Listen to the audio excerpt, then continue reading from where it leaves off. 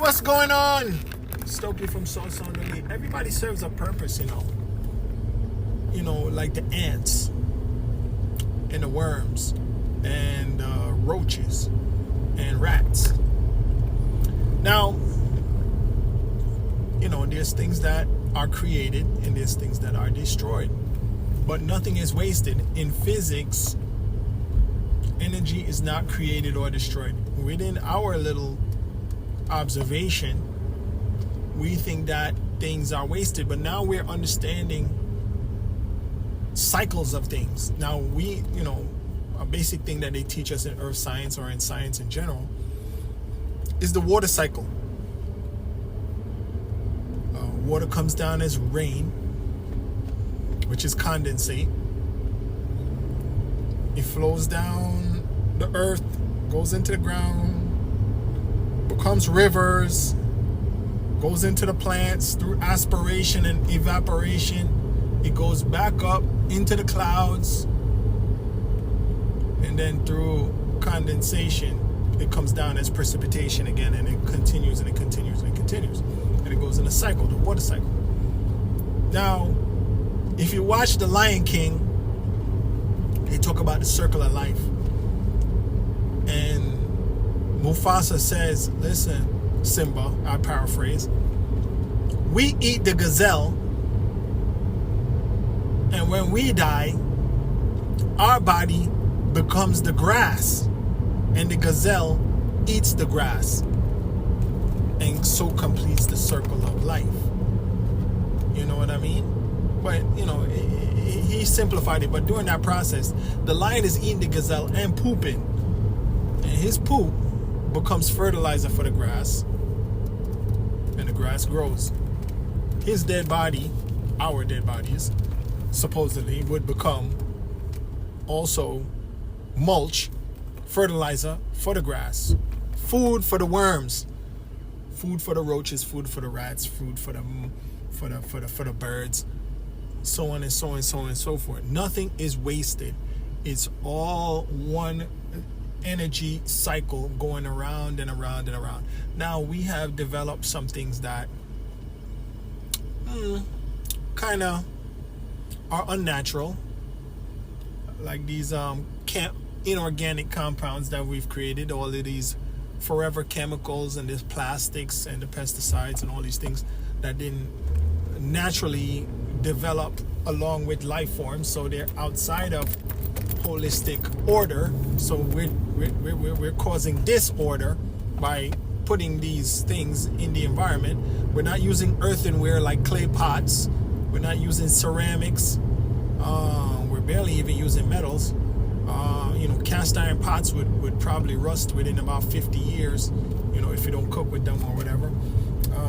Steel screws and nails, those will probably last 50 years or so if, they're in contact with the elements.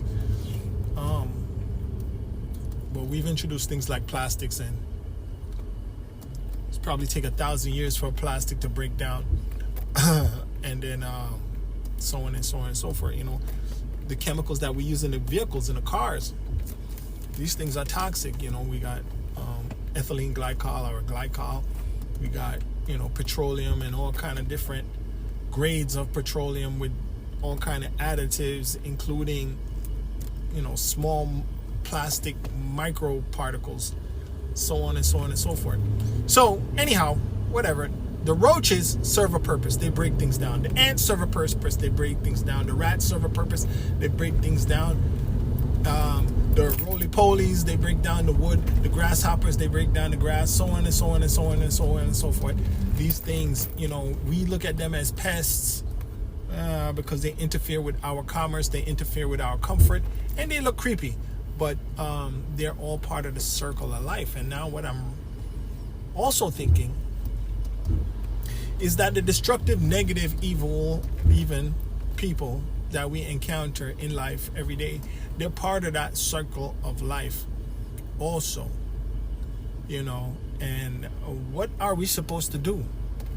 You know what I mean? If you're religious, or you're spiritual, or you believe in God like myself, you're going to say, well, they are evil and they're part of the devil, and they're working for the devil, and the devil is working through them. But God created the devil, so they're actually working for God, and the devil is working for God too, because God could just destroy him. But that's not how the game is laid out. That's not how his infinite knowledge is laid out. If that's really just the myth and the theory that we operate off of, because we just like clear-cut, understandable binary things, especially in monotheism.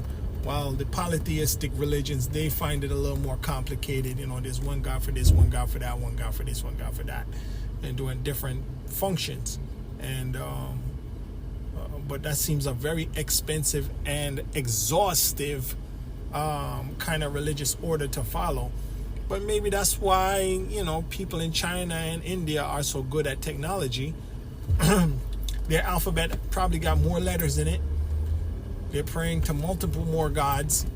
It requires way more brain exercise and brain capacity to intellectualize all of that. So, you know, us with our simplistic monotheistic perspective in the West, for the most part, you know, we don't really use our brains too much. We got 26 letters in the 26 letters in the alphabet. I mean, the Spanish language had something like 28 at one time, and we took out the double R and the double N or something like that, and made them just like us. And they're over here with the English, and now they only have 26 letters in their alphabet. So, you know, I'm joking. Calm down. But ultimately, I'm saying our Western thought pattern is a little dumbed down when you think about it. But anyhow, getting back to what I was saying, the people that trigger us, they're part of the lesson. The people that assault us, they're part of the lesson.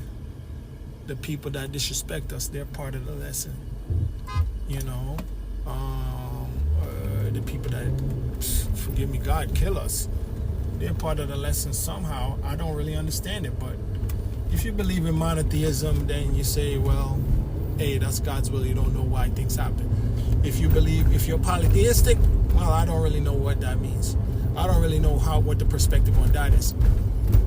But most times, anybody that's monotheistic would say, well, the perpetrator is evil, but the death itself was God's will. You know what I mean? God called them home. You know what I mean? Or whatever the case may be. That's something to give us comfort, because we don't fully understand. Nor do I understand. Sometimes you don't learn a lesson. If you're dead, what lesson did you learn?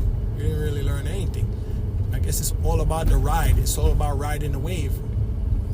It's all about the experience, you know. I find it very tragic, though, when people are born with deformities, born with, you know, disabilities and stuff like that. That really hurts. I have a brother that has Down syndrome. And is that fair? Well, in my limited understanding, I don't think it's fair. In my limited understanding, I know why he is. In my limited understanding, or in my religious, the religious crutch or the religious life jacket that I choose to utilize to make myself feel better, I say, well, you know what? It's God's will, and we can't question that. We can't question that. That's just how it goes. And it would be blasphemy for me to say anything bad. And what we can do is make the best of it. And what we can do is say, the Lord give it and the Lord take it away. You know? So thanks for religion. Thank God for religion. And thank humanity for developing religion. And, you know, like I said, you know, there's people that say if God didn't exist, we would have to create him.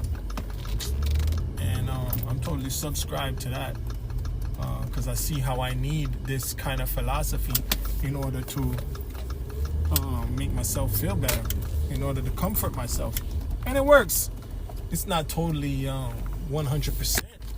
It's not totally 100%. It can't fill all the holes, but it feels like 80% of the holes. It fills 80% of the holes. So I guess maybe one of the philosophies now that I want to adopt, at least I'm thinking right now, just for the purpose of talking to myself while I'm driving. The bad people, they are like the roaches, the ants, the rats, The vultures, the scavengers, the predators.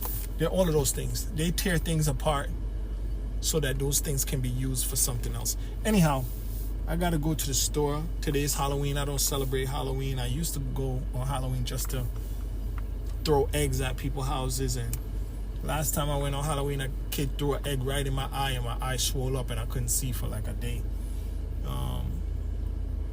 So I think that was the last time I did that. I was probably about 21, 20 years old or something like that.